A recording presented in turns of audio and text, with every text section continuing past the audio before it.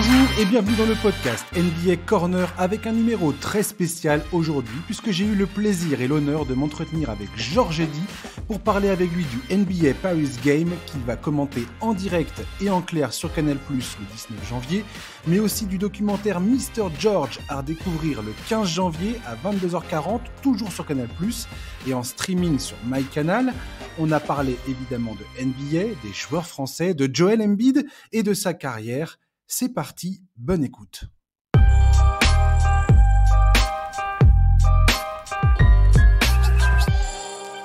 Alors bonjour Georges Eddy, vous me rejoignez dans le podcast NBA Corner. Merci déjà d'avoir répondu à l'invitation. Bonjour à toutes et à tous. Alors Georges, j'ai décidé de te faire venir dans le podcast pour te parler de deux choses. Le premier, c'est le retour de la NBA à une heure de grande écoute sur Canal+. Ça va se passer le 19 janvier avec le NBA Paris Game, la rencontre de saison régulière entre les Bulls de Chicago et les Pistons de Détroit. Il y aura tout un processus particulier ce jour-là sur Canal+. Il y aura notamment un avant-match en clair sur Canal+ à 19h50 et le match à 21h que tu vas commenter avec Joris Sabi, avec une présentation assurée par Astrid Barr et Clément Réplin. Est-ce que ce match a une saveur particulière pour toi, ce retour de la NBA sur Canal+?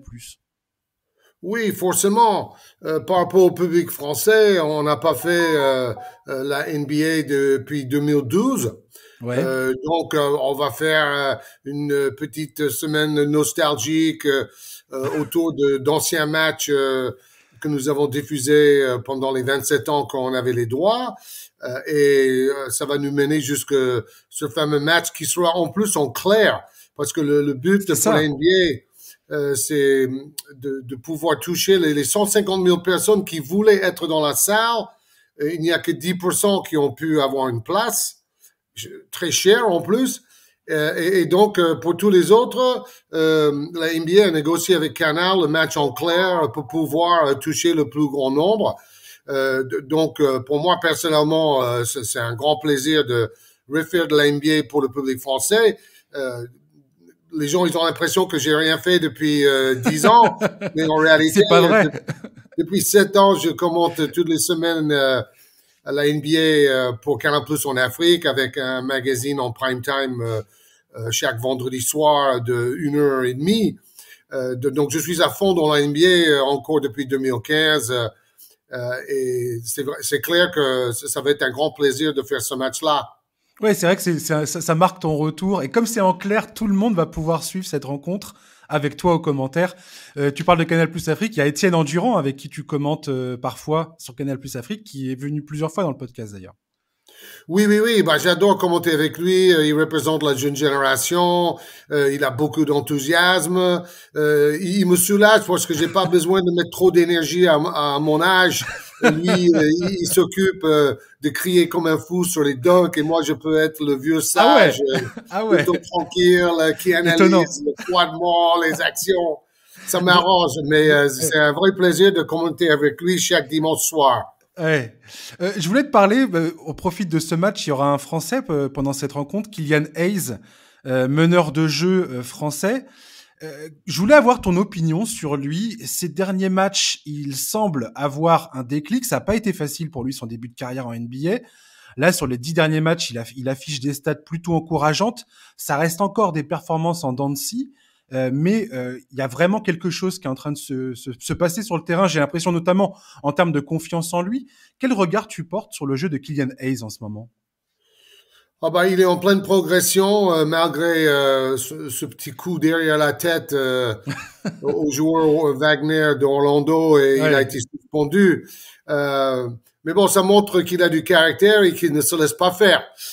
Et de l'autre côté, en début de saison, on avait un peu peur parce qu'il jouait moins, il ne faisait pas de stats. Donc, je craignais le pire. Et heureusement, il s'est réveillé après la blessure de Cade Cunningham, le meneur titulaire et futur superstar de l'équipe. Donc, ça a redistribué le temps de jeu et les cartes. Killian redevient titulaire avec beaucoup de ballons en main. Il mène le jeu et il a enchaîné quelques bonnes performances. D'abord au scoring et après, il a fait un match à 13 passes décisives. C'est son record NBA. est très spécifique dans un match NBA. C'est un joli total. Donc on sent qu'il est en train de prendre confiance. C'est un joueur que je suis depuis ses débuts dans la NBA. Et le truc qui lui manque, c'est un peu d'agressivité et de prise de risque. En fait, il veut trop bien faire, donc il veut minimiser les risques, minimiser les erreurs et les balles perdues. Mais bon, pour faire des stats, il faut quand même tenter des choses. Il faut être agressif vers le panier, prendre les shoots ouverts, créer le danger. Et il est en train de le faire ces dernières semaines, et ça, c'est une bonne chose. Et c'est marrant que tu parles de ça parce que j'ai eu exactement, et j'ai encore ce sentiment concernant Frank Ntilikina, où j'ai toujours pensé que ce joueur avait un talent incroyable entre les mains. Défensivement, c'est peut-être un des joueurs...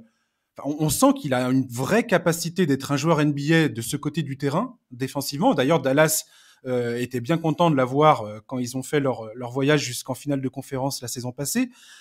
Mais Frank Ntilikina, j'ai l'impression qu'il a ce problème-là. J'ai l'impression qu'il a du mal à s'affirmer dans son jeu en NBA. Complètement.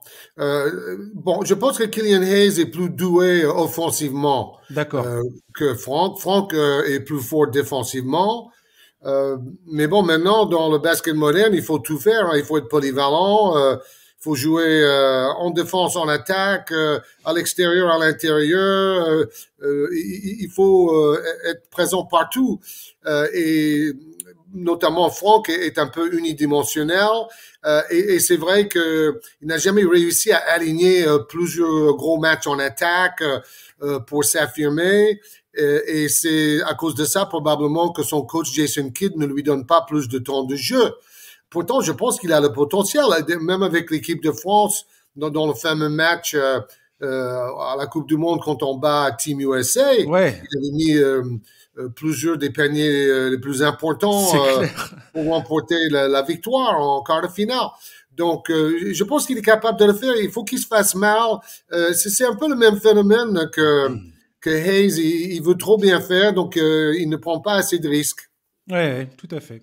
Je voulais également te parler, puisqu'on parle un peu des joueurs de l'équipe de France et des joueurs français en NBA, Rudy Gobert à Minnesota. Donc, il a été transféré à Minnesota d'Utah pendant cet été, pendant l'intersaison. Il est parti pour un prix que beaucoup ont jugé beaucoup trop cher de la part de Minnesota. Il y a beaucoup de critiques aujourd'hui qui disent c'était potentiellement une erreur des Wolves. Ils auraient jamais dû payer aussi cher. Et Rudy Gobert est décevant depuis qu'il est arrivé à Minnesota. Certains parlent même du fait qu'il commencerait à baisser dans son niveau général, hein, parce qu'on sait très bien comment ça se passe aux États-Unis. Dès qu'on atteint la barre des 30 ans, il commence à dire attention, ça va forcément aller vers le bas dans ses performances. Pour toi, il y a une déception dans les performances du Rudy Gobert ou il y a trop d'impatience de la part des gens qui critiquent justement ses performances? Je pense que les gens demandent trop à Rudy. Maintenant, on connaît son jeu. C'est un des meilleurs défenseurs au monde, mais il ne faut pas croire qu'il va vous porter en attaque. Il n'a pas des très bonnes mains. Il n'est pas un grand passeur. Et ces faiblesses-là, on les a vues notamment en finale de l'Eurobasket face à l'Espagne, où l'Espagne a réussi à le faire déjouer, à le mettre dans des situations où il n'était pas à l'aise. Donc, Rudy, il faut qu'il s'occupe de la défense, qu'il soit le capitaine de la défense, un peu comme Draymond Green avec Golden State. Et après, Rudy, il est très bon pour faire des écrans, pour chercher la alley-oop, mais il ne faut pas lui demander de recevoir le ballon au poste bas et créer son propre tir. Ça, il n'a jamais su le faire et il ne le fait toujours pas. Le truc avec Minnesota, ils ont peut-être trop cher payé, ça je veux bien. Mais bon, c'est quand même un joueur qui a gagné plusieurs fois le titre de meilleur défenseur, qui est quand même une star NBA. C'était le meilleur rebondeur et le meilleur pourcentage au tir de toute la ligue la dernière saison avec Utah. Donc ça vaut quand même cher. Mais ça veut dire qu'autour de lui, il faut 4 attaquants qui sont tous capables de mettre 15 ou 20 points, qui peuvent jouer ensemble et aussi accepter de défendre un peu plus qu'ils ont fait par le passé. Parce que Minnesota, c'est une équipe qui se laisse un peu aller à seulement attaquer et très rarement défendre.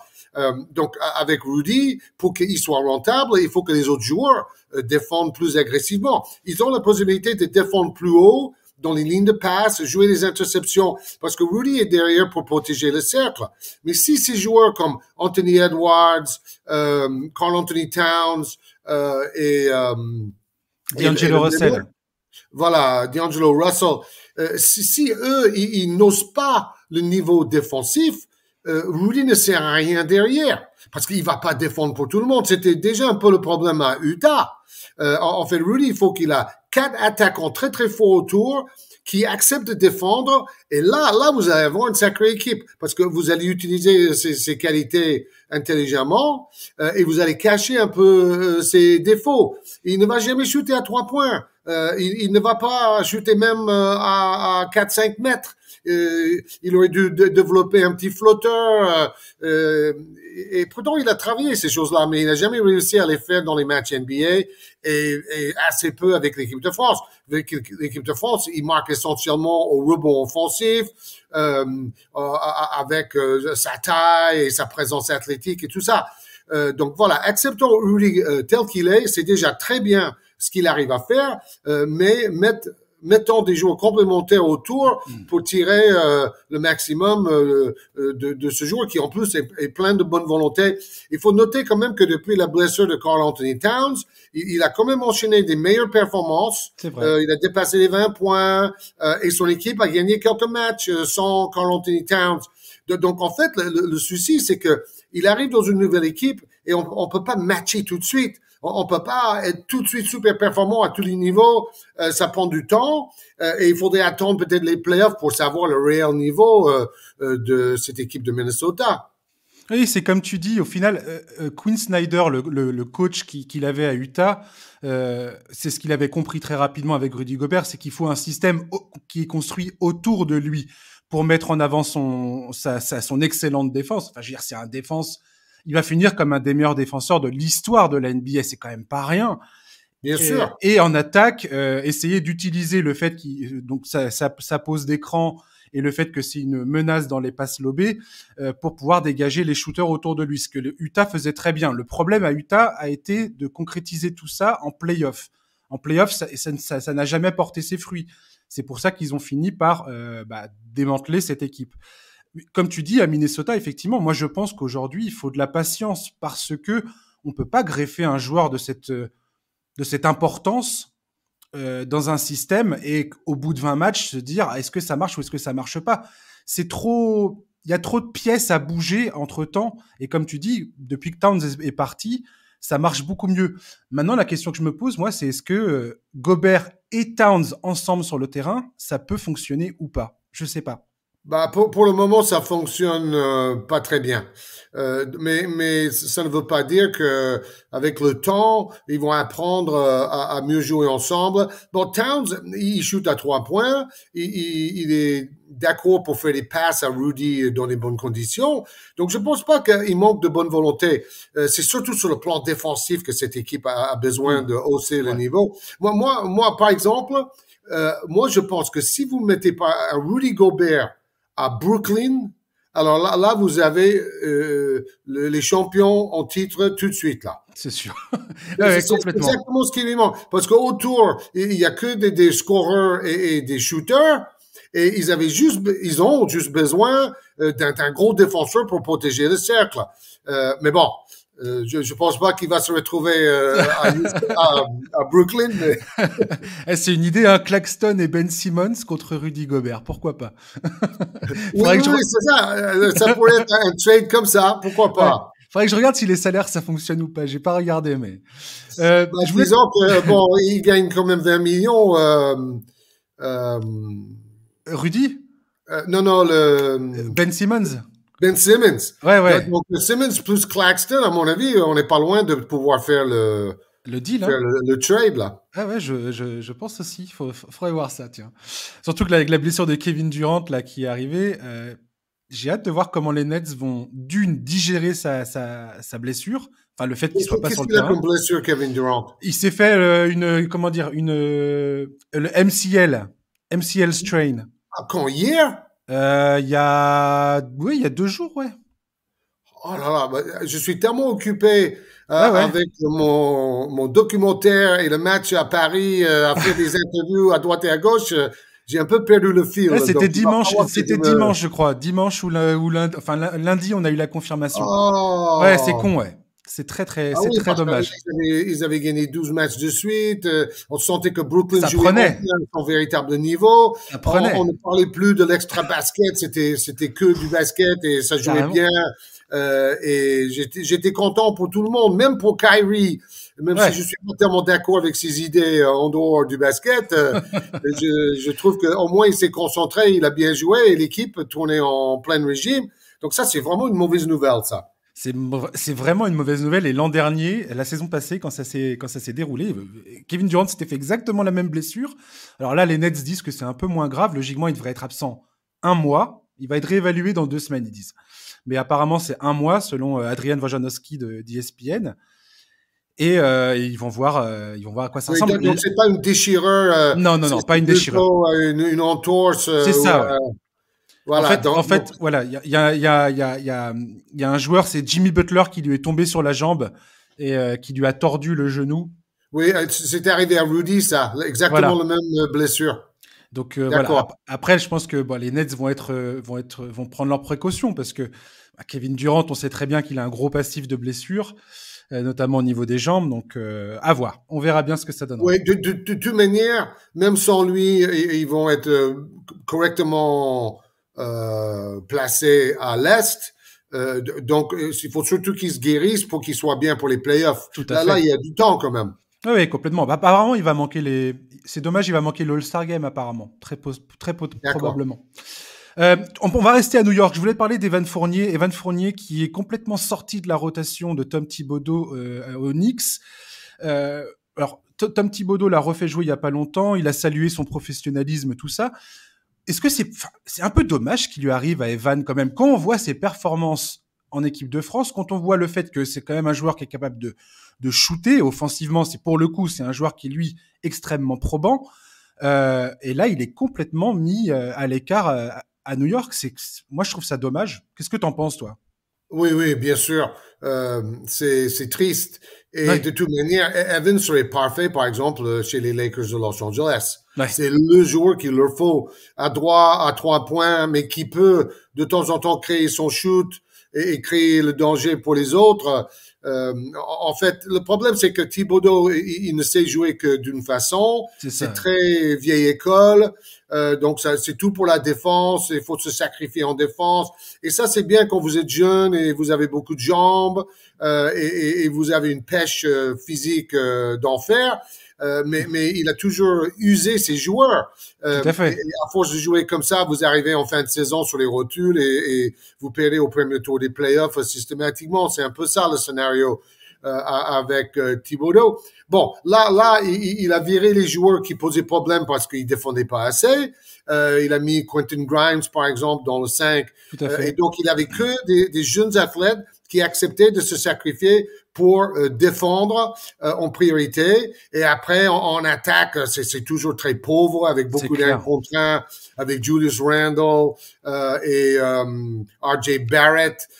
Donc, pour moi, c'est pas le jeu que je préfère. C'est vraiment la NBA des années 90, là. On défend et après on donne le ballon au meilleur joueur qui fait du 1 contre 1. Il n'y a pas de jeu de passe comme Golden State. Il n'y a pas de mouvement sans ballon. Hmm.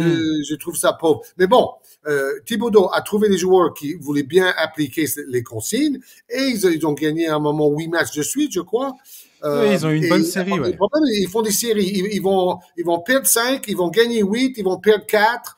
Donc, c'est un peu la loi des séries. Mais ils ont eu la meilleure chance de perdre beaucoup de matchs de peu, parce qu'avec une défense comme ça, vous êtes dans tous les matchs. Vous êtes rarement largué parce que vous baissez le score de l'adversaire. Mais bon, souvent, ils perdent en faisant des mauvais choix en attaque dans le money time, par exemple. Donc, c'est pas du tout une équipe en qui on peut être confiant en playoff, par exemple, avec ce jeu-là. Absolument d'accord. Et puis, ils sont quand même limités. Mais c'est clair qu'Evan, il faudrait qu'il trouve une équipe qui joue avec plus d'ambition et qui a besoin d'un shooter dans les coins qui est très régulier et qui a un jeu, on va dire, d'adulte. C'est pas lui qui va aller stopper en pressing tout terrain un jeune meneur qui a du feu dans les jambes.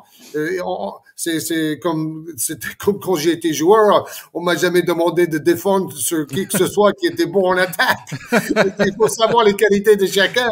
Ouais, tout à fait. Ouais. On va parler d'un joueur qui, pour le coup, lui, a eu une trajectoire qui est à la fois similaire et qui aujourd'hui est contraire à celle d'Evan Fournier. Je parle de Nicolas Batum. Le précédent match de saison régulière à Paris, c'était en 2020, c'était les Hornets contre les Bucks. Oui, c'est ça, c'était juste avant que tout ferme avec le Covid, je me souviens. On pensait que Batum, à ce moment-là, était sur la fin de sa carrière aux Hornets. Il jouait quasiment plus, il faisait plus de stats, il faisait plus rien. Et il y a quelques mois de ça, il est passé en aparté sur Canal+, et il a parlé de cette histoire assez incroyable que moi j'ignorais totalement, sur la mort de son père, mort d'une rupture d'anévrisme sur un terrain de basket à l'âge de 31 ans, et il a expliqué comment, à ce moment de sa carrière, il était hanté en fait par cette histoire, et que quand il partait au stade, il avait peur de ne pas revenir pour retrouver sa femme et ses enfants. Oui, est-ce que tu connaissais cette histoire ou pas? Oui, oui, je connais très bien. Je connais la famille Batum depuis toujours. Elle est incroyable, cette histoire. J'ai joué contre son père en National 3. Lui, il jouait à Proville et moi, je jouais au Vésiné. Donc, j'ai connu son père. Mais alors, le vrai souci aussi pour Nicolas, c'est qu'au début de sa carrière à Portland, il a eu des soucis cardiaques. À un moment, oui. les équipes NBA se demandaient s'ils allaient... À la draft, je crois, non? Oui. Bon, avant, en fait, il a dû faire plein d'examens pour prouver qu'il était apte à jouer. Mais bon, les médecins, ils ont vu ce qui était arrivé à son père, donc ils ont été super vigilants et ils ont décelé des petits indices qui faisaient peur. Et à la fin, heureusement, il n'y a pas eu de soucis et on voit que il a fait une longue et merveilleuse carrière avec la NBA et en équipe de France. Mais bon, forcément, ça peut hanter quelqu'un de savoir que son père est décédé de cette façon-là. En plus, je crois qu'il avait 3 ans quand cela est arrivé. C'est dramatique. Mais bon, je pense pas qu'il joue avec le frein à main. Le fameux contre aux Jeux Olympiques. Il s'est complètement rétabli par la suite. C'est ce qu'il explique, c'est qu'une fois qu'il a dépassé un certain âge et qu'il a eu conscience qu'il n'allait pas mourir sur le terrain, il dit « j'ai retrouvé mes sensations ». Et on l'a bien vu quand il a été aux Clippers. Aujourd'hui, c'est un joueur majeur, un joueur clé tout du moins stratégiquement dans l'effectif de Tyronn Lue aux Clippers. Et cette histoire, je la trouve magnifique parce que ça montre à quel point la dimension mentale est importante chez les joueurs professionnels. Voilà, enfin chez les professionnels, chez les sportifs professionnels. Alors, en fait, ce que vous racontiez, c'est quand il était petit qu'il avait peur pour son cœur. Oui, mais en fait, en aparté, il explique que la période creuse de sa carrière à Charlotte, le moment de sa fin de carrière à Charlotte et le tout début où il va rejoindre les Clippers, il a expliqué dans cette émission que il a eu vraiment un passage à vide d'un point de vue mental sur le fait qu'il avait peur. Il pleurait avant d'aller d'aller jouer ses matchs NBA. Pendant sa carrière NBA, qu'il avait peur. Exactement, qu'il lui arrive la même chose que son père. D'accord. Bon, il faut dire aussi qu'il était tellement maltraité à Charlotte. D'abord, on lui donne un trop gros contrat. Et après, on lui demande de devenir un franchise player, mais il n'a pas les qualités pour faire ça. C'était un très bon joueur complémentaire, un peu comme un Scottie Pippen, un peu moins fort, qui était destiné à mettre 15 points par match et bien défendre, faire des passes, prendre des rebonds. Donc, un peu comme Boris Diaw, mettre de l'huile dans la mécanique à Charlotte. Et comme il a été surpayé, eux, ils attendaient qu'il devienne une sorte de joueur à 20-25 points, franchise player, et c'était pas possible. C'est un peu comme quand on demande à Rudy de devenir tout de suite un attaquant avec plein de mouvements de haut panier. Ouais. Voilà. Donc, alors, comme en plus, ils avaient décidé de le mettre sur le banc, il ne jouait plus, donc il a dû perdre confiance en lui, et puis tous ces démons du passé sont remontés vers la surface. Et en fait, c'est quand il est parti pour les Clippers qu'il y a eu une véritable renaissance. Tout à fait. Et on retrouve le joueur qui doit être et qu'il est fondamentalement. C'est-à-dire un joueur de complément qui est polyvalent, qui peut être un stopper en défense de temps en temps, qui peut mettre 3 ou 4 paniers à 3 points si vous le laissez tout seul de temps en temps. Mais c'est comme pour tous les autres, il faut les prendre pour leur qualité et pas leur demander d'être autre chose. Et complètement. Batum, c'est exactement ça. C'est comme tu disais, c'est un mec qui arrive à huiler tous les rouages de la mécanique collective sur un terrain. Des fois, on se rend pas compte à quel point ces joueurs-là qui font pas des stats. Si tu regardes leur ligne de stats, ils ont 8 points, 5 rebonds, 3-4 passes, une interception, un contre. Mais c'est des joueurs quand ils sont présents sur le terrain, c'est eux qui font tourner la machine et qui permettent aux stars d'être des stars justement parce qu'ils n'ont pas à se soucier du reste. Notamment Tony Parker avec l'équipe de France. Et alors, en plus, c'est Batum qui nous a manqué à l'Eurobasket. Dans cette finale face à l'Espagne. En fait, on se fait battre tactiquement au niveau QI basket. Et c'est exactement ce que Nicolas Batum a apporté à l'équipe de France. Il nous a manqué terriblement. Ouais, lui et De Colo. C'est pour ça que ça me fait marrer parce que je vois beaucoup de débats sur les réseaux sociaux où on dit de toute façon ils sont sur la fin de leur carrière, ils sont cuits. Mais au basket, si t'as pas le QI nécessaire, l'intelligence de jeu nécessaire, si t'es pas capable de lire, comme tu dis, les stratégies avancées mises en place par l'Espagne pour nous faire sortir de notre jeu, c'est là où des gars comme ça arrivent et sont capables immédiatement de comprendre ce qui se passe et de s'ajuster.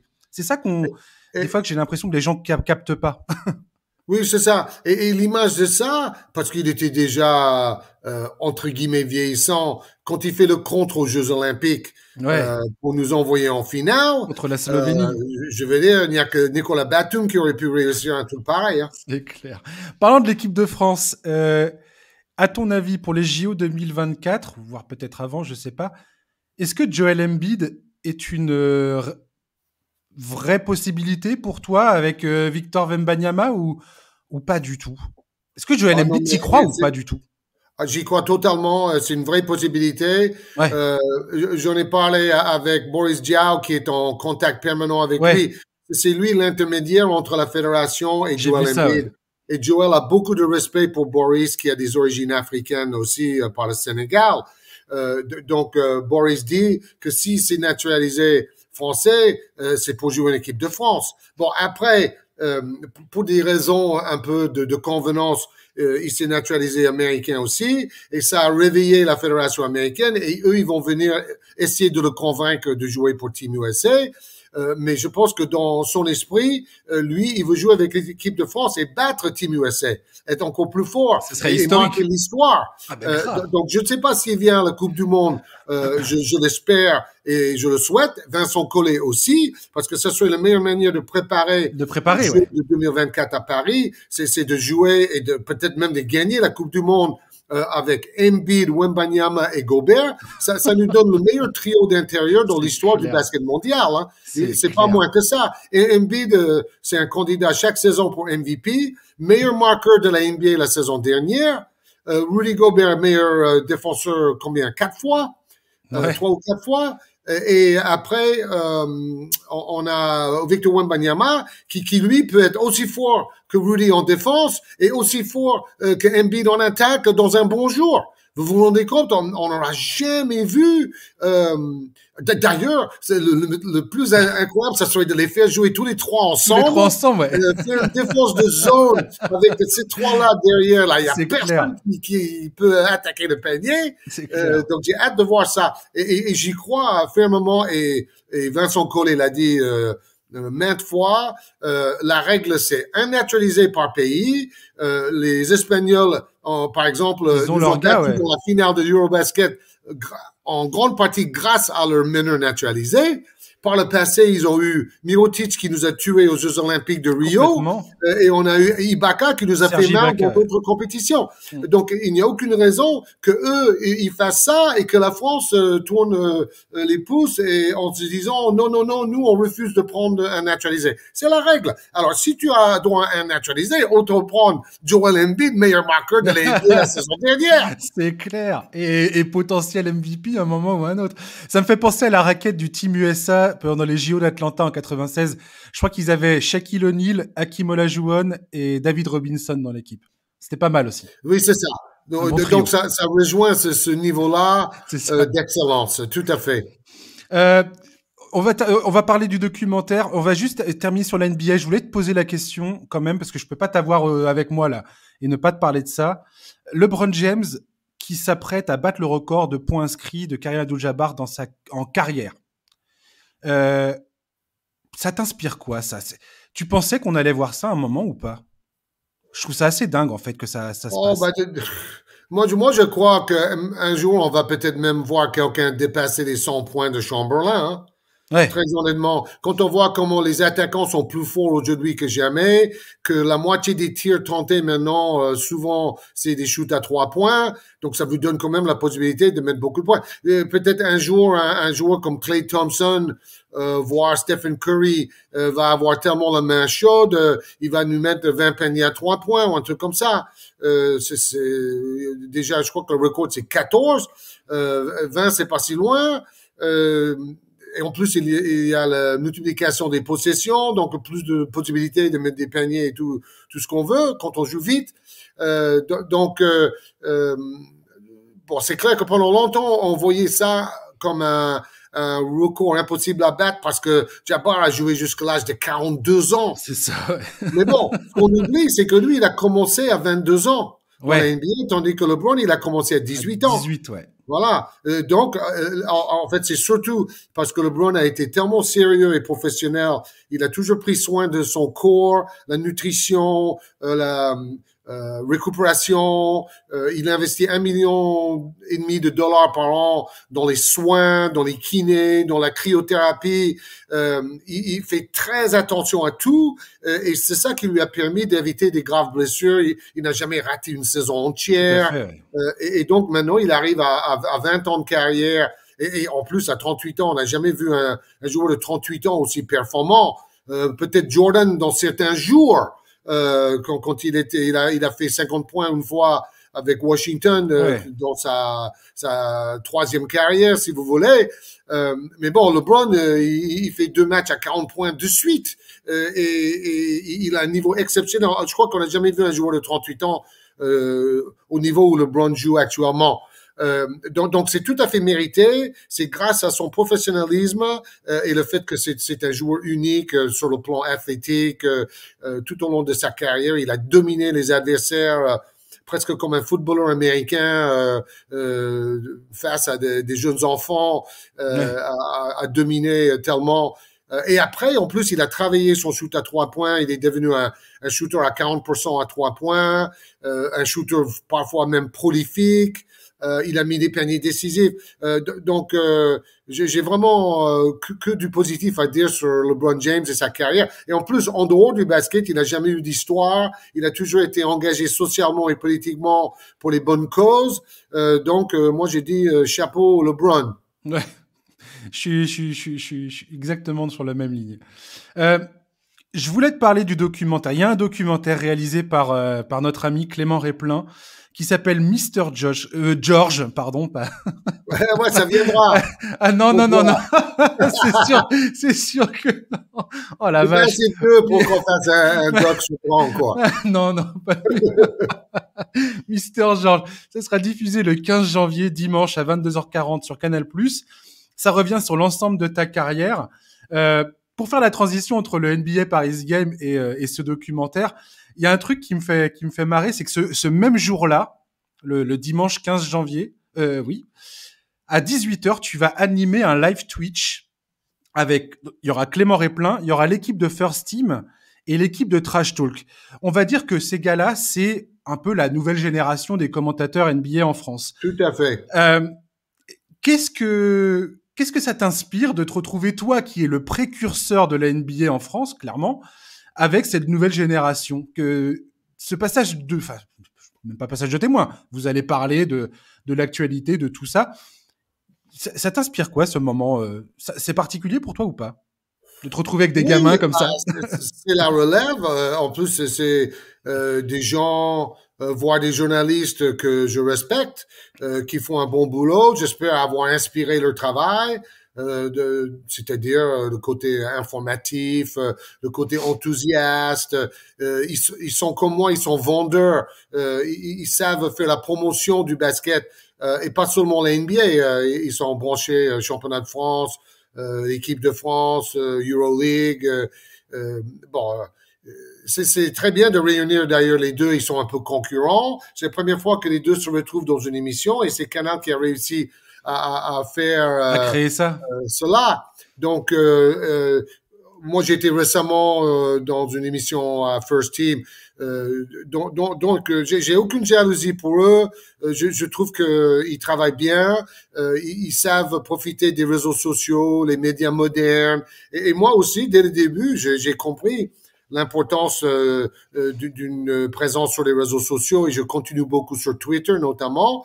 Eux, c'est plus les trucs de jeunes, Twitch, TikTok, Instagram. C'est comme ma fille de 23 ans, elle regarde pas les mêmes réseaux sociaux que moi. C'est une question de génération et c'est normal. Mais bon, moi, je suis leur travail, je le respecte et je suis ravi de partager cette émission avec eux. Et surtout, je suis ravi de voir que le marché des journalistes de basket, par exemple, a tellement grandi depuis mes débuts. Au tout début, quand je commence à Canal en 85, il y avait une seule personne qui gagnait sa vie grâce au basket à la télé, c'était moi. Et pendant des années, c'était le cas. Et bon, il y avait quelques journalistes comme Patrick Chen ou Bernard Père sur France Télévisions, mais c'était un match tous les 2 semaines, voire moins. Donc, je vois que j'ai aidé à créer un marché autour du basket et notamment de la NBA. Maintenant, il y a ton podcast, il y a des podcasts partout, il y a des sites internet partout, tout à fait. des vidéos sur YouTube, c'est pléthorique et donc beaucoup en France. Donc j'ai l'impression que on a avec Canal+ et Charles Bietri, on a fait venir la NBA en France et après ça s'est développé dans un énorme marché qui fait que maintenant je pense qu'il y a des centaines de jeunes journalistes ou aficionados qui vivent ou qui participent à ce grand marché du basket en France. Ouais, et d'ailleurs, c'est ce que j'aime beaucoup dans ce documentaire, c'est qu'on revoit les images de tes débuts avec Charles Bietri, où tu as un regard assez critique sur toi. D'ailleurs, tu dis au début, on est nul, et ça m'a fait rire. Parce qu'on était néophytes, il fallait tout apprendre sur le tas pour moi. Et je crois que le premier contrat que Canal+ va passer, c'est avec le Madison Square Garden. Enfin, c'est les matchs des Knicks que vous diffusez en différé. C'est-à-dire que les matchs ont été joués ont déjà été joués depuis plusieurs semaines. Toi, tu connais le résultat, tu as déjà vu les matchs, et comme tu dis dans le documentaire, tu te forces à essayer de faire en sorte de découvrir les images en même temps que le public, quoi. Oui, c'est un rôle de comédien, moitié comédien, moitié journaliste. C'est ça. Et en plus, au début de Canal+, il y avait 4 personnes au service des sports. Hein. 4 personnes. Bietri, Rose Isabelle, une dame qui s'occupait des droits et un assistant. Et après, il y avait quelques consultants, Jean-Claude Boutier, moi, André-Jean Laforêt. pour le golf. Donc, c'était vraiment les tout débuts. Et donc, à partir du moment que Bietri m'a fait confiance pour commenter la NBA, après, il m'a donné le bébé. Il m'a dit, bon, OK, maintenant, tu choisis les matchs, tu déroches les matchs, après, tu fais le montage, et après, tu fais les commentaires. Et après, il m'a dit de choisir des invités qui commentaient à côté de moi le dimanche après-midi. J'espère avoir, et c'est sans doute le cas, avoir montré suffisamment d'envie d'apprendre et de compétences pour que je pouvais gérer tout ça. Mais bon, j'ai tout appris sur le tas. Et c'était le meilleur école de formation journalistique que je pourrais imaginer, hein, avec Denisot, Gildas, tu m'étonnes. Pierre Lescure, Charles Bietri, André Rousselet et tous les autres. En plus, comme c'était tout petit au début, presque tous les jours, on s'est retrouvés à déjeuner ensemble dans une pizzeria à côté de Canal+, rue donc j'ai rencontré PPDA, Alain Chabat, tout le monde, en fait. C'était tout petit, on se croisait tout le temps. Et en plus, c'était une aventure parce qu'au début, ça marchait pas. On avait du mal à avoir les abonnés. On annonçait la disparition de Canal+ du jour au lendemain. L'arrivée de la télévision câblée nous a mis des bâtons dans les roues. Mais heureusement, le produit était de qualité. Et à la longue, on a réussi à nous imposer et à engranger de plus en plus d'abonnés. Et après, dans les années 90, c'était carrément un gros succès, quoi. Oui, alors c'est ça. D'ailleurs, c'est marrant que tu dises ça parce que il y a un truc qui m'a sauté aux yeux.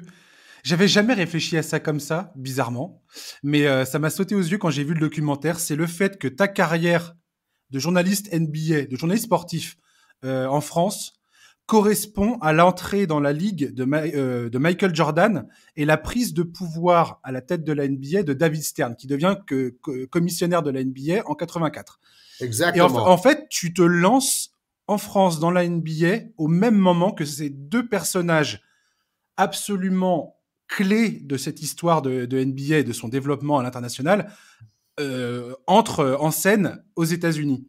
Et j'ai trouvé ça absolument génial parce que ton lien avec Michael Jordan, sa carrière et David Stern d'ailleurs, qui est mort en janvier 2020 et qui a eu un rôle incroyable dans le développement du basket général à l'international. Je trouve ça marrant que ce parallèle, enfin que t'aies suivi cette trace-là en fait. Oui, et je suis très fier de pouvoir dire que je me considérais en toute honnêteté un ami personnel de ces deux hommes. Ouais, bon, on le voit dans le documentaire. C'est pas chaque soirée avec eux à manger du popcorn devant la télé, hein. Mais en fait, j'ai interviewé David Stern énormément de fois. Quand il est venu en France pour étudier un peu le marché européen, pour les droits télé, pour le merchandising, j'ai été un peu son consultant préféré. Je vois très bien, J'ai ouvert un magasin de sport avec les articles NBA, c'était le premier en France. Les droits télé, j'ai été le commentateur. Donc, j'avais vraiment un rôle pour faire découvrir le marché français et européen à Stern personnellement. Tu étais l'intermédiaire personnel entre la NBA et la France. Et pareil pour Jordan quand il venait à Paris pour Nike et par exemple à Jérôme. Les images, elles sont incroyables. Incroyable, les images. Donc, je suis traducteur, guide, un peu le bras droit pendant une semaine pour la visite à Paris de Jordan. Et puis les autres fois qu'il soit venu, c'était un peu pareil. Donc, grâce à ça, tout au long de ce trajectoire avec Jordan et Stern et la popularité de la NBA sur Canal+, la montée en puissance, c'était un timing parfait. Et tout au long, chaque fois que je croisais Jordan ou Stern, ils m'ont reçu avec le sourire comme un ami. Et ça, c'était tellement important pour moi parce que je suis d'accord avec toi, c'est carrément les deux personnages clés de la montée en puissance de la NBA à travers le monde sur les 30 dernières années. Bon, il faut pas oublier non plus qu'on tombe au moment du duel entre Magic Johnson et Larry Bird. Donc, les 5 premières saisons où c'est vrai, les matchs étaient en différé, c'était l'âge antique de la télévision et tout ça. Mais bon, là aussi, on tombait bien parce que la NBA était en train de se relancer, de devenir beaucoup plus populaire grâce au duel entre Magic et Bird, entre les Celtics et les Lakers. Donc là, on en a profité pendant 5 ans. Et après, quand Jordan enchaîne avec ses 6 titres, et là, on a la chance même d'aller aux États-Unis commenter les finales et les All-Star Games. 91, les premières finales commentées en direct. Complètement. Donc là, on passe dans la dimension supérieure. Après, vers la fin des années 90, on commence à avoir les matchs en direct par satellite, commentés dans la nuit, notamment le vendredi sur Canal. Donc, on a passé chaque étape et on a eu de plus en plus d'abonnés pour Canal et des abonnés qui appréciaient la NBA. Donc tout ça, c'est très bien goupillé. Et c'est une histoire de timing et de hasard. Alors, la grande chance aussi, c'est que André Buffier m'avait recruté en 84 avec l'arrivée de la ligne à 3 points. Il m'a recruté pour aider le Racing Club de Paris à monter en première division, chose que nous avons fait. Ouais. Et c'est donc le fait d'être à Paris, et j'ai découvert que Canal allait diffuser la NBA, que j'ai proposé mes services. Donc, si je jouais à Troyes ou à Nice ou à Caen, ça se passe pas. Ah ouais. Voilà. Donc, mais c'est même beaucoup plus intime. Les choses se sont bien imbriquées, là. Ouais, c'est même beaucoup plus intime que ça, parce que même ta venue en France, on apprend dans le documentaire. J'ai pas envie de spoiler pour les gens qui nous écoutent et qui vont, je l'espère, regarder ce documentaire. Moi, j'ai appris énormément de choses que j'ignorais totalement. Mais on en apprend sur ta famille, sur ton père, sur ta mère, sur ta vie aux États-Unis. On rencontre tes anciens camarades sur place. C'est absolument génial. On parle aussi de ta réputation de trash talker. Parce que tu parles de Larry Bird et de Michael Jordan qui sont réputés pour ça. Mais alors, Georges Eddy, trash talker, t'es pas mal non plus, apparemment. Moi, je le dis toujours aux jeunes sur les playgrounds à Chatou. Attention, c'est moi qui ai inventé le trash talking. Mais bon, quand j'étais jeune, on faisait ça. On jouait souvent avec les meilleurs joueurs du coin autour d'Orlando, qui étaient souvent des joueurs noirs. Et donc, j'ai appris même à faire du trash talking comme eux, ils faisaient entre eux.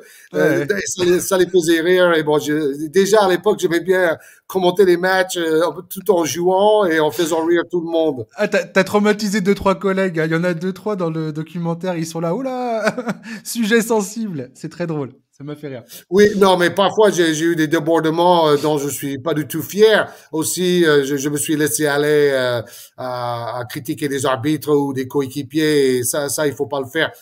Mais bon, personne n'est parfait. Et globalement, tout ça a été plutôt positif. J'ai jamais blessé personne. Et j'ai pas été souvent expulsé non plus. Donc, j'étais pas Dennis Rodman non plus. Hein. Complètement. Et non, mais j'ai trouvé ça justement très humain dans le documentaire qui aborde ça aborde plein de sujets différents, notamment cette relation avec Tony Parker. Comment votre relation à un moment s'est tendue pendant quelques années. J'ai trouvé ça, enfin, c'est hyper riche comme documentaire. Je trouve ça hyper intéressant. Oui, il fallait pas occulter non plus les moments un peu compliqués.